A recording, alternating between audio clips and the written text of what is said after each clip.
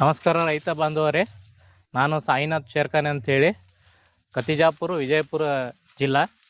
ಇದು ನೀವು ಎಲ್ಲ ರೈತರಿಗೆ ನೀವು ಹೇಳ್ಬೋದು. ನಾನು ಏನು ಹೇಳಕ್ಕೆ ಇಷ್ಟಪಡ್ತೀನಿ ಅಂದರೆ, ಎಲ್ಲ ಈಗೇನು ಮೇವು ಕೊರತೆ ಇದೆಯಲ್ಲ, ಆ ಕೊರತೆಯನ್ನು ದೂರ ಮಾಡಲಿಕ್ಕೆ ನಾನು ಇದೊಂದು ಒಳ್ಳೆ ಮೇವನ್ನು ತೋರಿಸ್ತಾ ಇದ್ದೀನಿ. ಇದು ಹೊರದೇಶದ್ದು ಗೊಂಜಾಳ ಕ್ರಾಸ್ ಇರೋದು.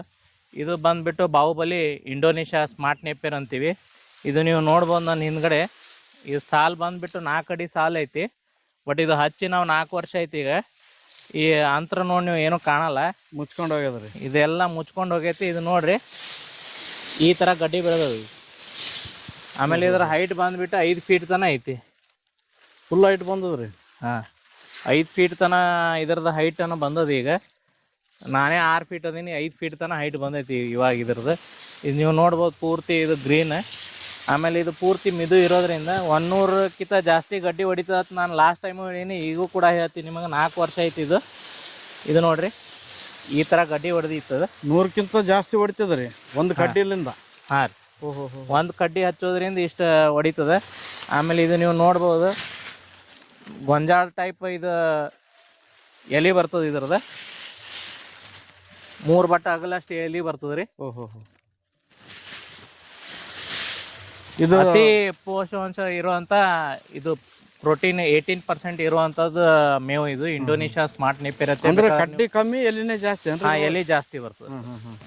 ಇದು ನೀವು ಬೇಕಾದ್ರೆ ಗೂಗಲ್ ಕೂಡ ಮಾಡಿ ನೋಡ್ರಿ, ಎಷ್ಟು % ಪ್ರೋಟೀನ್ ಅಂಶ ಐತಿ, ಏನೈತಿ ಎಲ್ಲಾನು ನಿಮಗೆ ಗೊತ್ತಾಗ್ತದೆ. ಆಮೇಲೆ ಇದು ಅತಿ ಉತ್ತಮ ಇರುವಂಥ ಮೇವು.